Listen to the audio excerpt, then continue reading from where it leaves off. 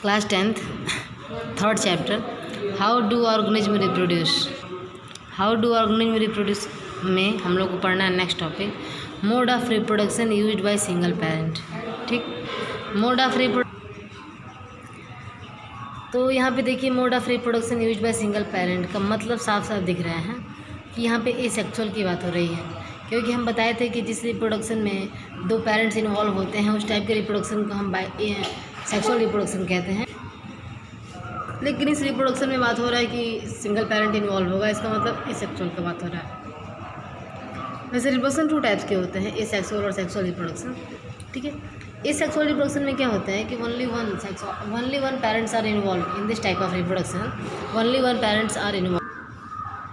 इस टाइप के रिप्रोडक्शन में सिर्फ एक ही पेरेंट इन्वॉल्व होते हैं। So this type of reproduction is called asexual reproduction. ठीक है ना। When reproduction occurs without the formation and fusion of gametes, ऐसा रिप्रोडक्शन जिसमें सिर्फ क्या होता है, इसमें किसी भी प्रकार का गैमेट फॉर्मेशन नहीं होता है या फ्यूजन नहीं होता है। ठीक है ना।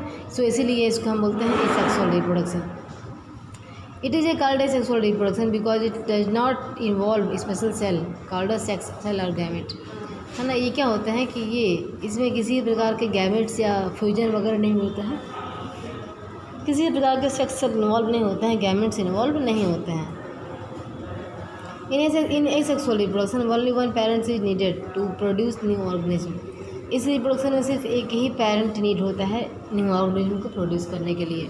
इसीलिए इस टाइप के रिप्रोडक्शन में क्लोन्स का फॉर्मेशन होता है। क्लोन्स मतलब एग्जैक्ट होंगे अपने पेरेंट के जैसे। Characteristic of asexual reproduction. Asexual reproduction is uniparental, बताया मैंने, एक ही पेरेंट होगा, मतलब only a single parent is involve in a reproduction. It does not involve fusion of gametes, इसमें किसी प्रकार का गैमेट का फ्यूजन नहीं होता है। All the cell division are mitotic और एमाइटोटिक। ठीक है। It is a method of rapid multiplication, इसमें बहुत फास्ट मल्टीप्लिकेशन होता है। डॉटर ऑर्गेनिज्म जो होता है वह पेरेंट के बिल्कुल जेनेटिकली आइडेंटिकल होता है। Asexual reproduction is commonly found in unicellular organisms, plant and lower animals like sponge and hydra. ठीक है।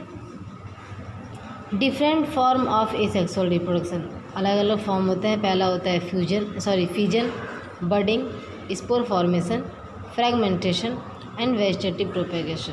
ठीक, पहला हम लोग शुरू करते हैं vegetative asexual reproduction in unicellular organism. Unicellular organism में जो रिप्रोडक्शन होता है वह बाय द बाइनरी फिजन होता है, फिजन होता है, क्योंकि फिजन में भी 2 होते हैं, बाइनरी फिजन, मल्टीपल फिजन। ठीक, फिजन को डिफाइन कैसे करेंगे हम। यूनिसेलुलर ऑर्गेनिज्म स्प्लिट इनटू 2 और मोर आइडेंटिकल पार्ट।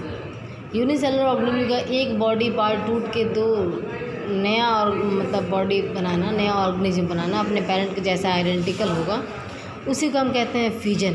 ठीक, इसमें 2 प्रकार के होते हैं फिजन। पहला होता है मल्टीपल फिजन बाइनरी फिजन, और दूसरा होता है मल्टीपल फिजन। ठीक है। बाइनरी फिजन में क्या होता है कि एक ऑर्गेनिज्म जो होगा वो उसका बॉडी टूटेगा और 2 ऑर्गेनिज्म बनाएगा। यहाँ देखिए डायग्राम में, यहाँ देख रहे हैं कि एक ऑर्गेनिज्म है, उसमें से क्या हो रहा है कि न्यूक्लियस धीरे धीरे डिवाइड करने की कैटेगरी में डिवाइड कर रहा है और 2 बाद में बन जा रहे हैं। तो एक से क्या हुआ, 2 ऑर्गेनिज्म बना। ठीक है ना। जब एक से 2 ऑर्गेनिज्म बनता है तो उसी को कहते हैं बाइनरी फिजन। फिजन मीन्स होता है टूटना, फिजन मीन्स ब्रेकडाउन।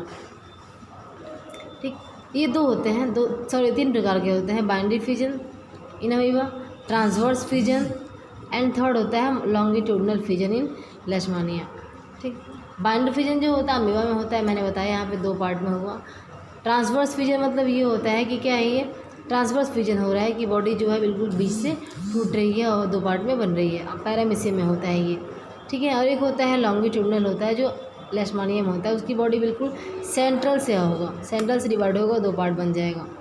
ठीक, हाँ, यहाँ पे देख लीजिए मल्टीपल फिजन में ये होता है। मल्टीपल फिजन जो होता है लॉन्गिट्यूडनल में होता है, लेशमानिया में, और मल्टीपल जो होता है वह होता है मेरोजॉइड्स में। ठीक है। यहाँ पे देखो ये जो एक प्लाज्मोडियम है जो देता है डिजीज आपको मलेरिया। ठीक है ना। तो प्लाज्मोडियम एक टाइप का प्रोटोजोआन सी होता है जो फीमेल एनाफिलीज मॉस्किटो जो होता है उसके कह सकते हैं कि जो उसका ग्लैंड होता है एक उसके नेक के पास सलेवरी ग्लैंड मतलब लार ग्रंथि होता है, उसी में ये वही पाए जाते हैं। और जैसे मॉस्किटो बाइट करता है किसी को, वह प्लाज्मोडियम वहाँ से ट्रांसफ़र होकर उसकी बॉडी में चला जाता है, होस्ट के बॉडी में, ठीक है ना। तो इसमें जो होता है प्लाज्मोडियम में जो होता है वो मल्टीपल फ्यूजन होता है, मतलब एक बॉडी स्प्लिट करके बहुत सारा बनाएगा। मल्टीपल नाम से ही लग रहा है कि बहुत सारे फॉर्मेशन होंगे। और उस प्लाज्मोडियम के ऊपर क्या होता है, सिस्ट फॉर्मेशन होता है। सिस्ट मतलब it is a covering layer around the cell, protective layer होता है, ठीक है। लगभग हम कह सकते हैं कि मल्टीपल फ्यूजन में प्लाज्मोडियम में देखा जाए तो it produce about the 1000 daughter organism, ये लगभग 1000 डॉटर ऑर्गेनिज्म को प्रोड्यूस करती है, ठीक है ना। और प्रत्येक डॉटर ऑर्गेनिज्म को हम क्या बोलते हैं, मेरोजोइट्स बोलते हैं। They invade red blood cell of man and cause, देखो यहाँ पे अभी बताया मैंने ना, they invade red blood cell of man and cause malaria, ठीक। तो ये पहले आप लोग देख लीजिए डायग्राम, इसको कंप्लीट कर लीजिएगा, है ना। फ्यूजन क्या होता है।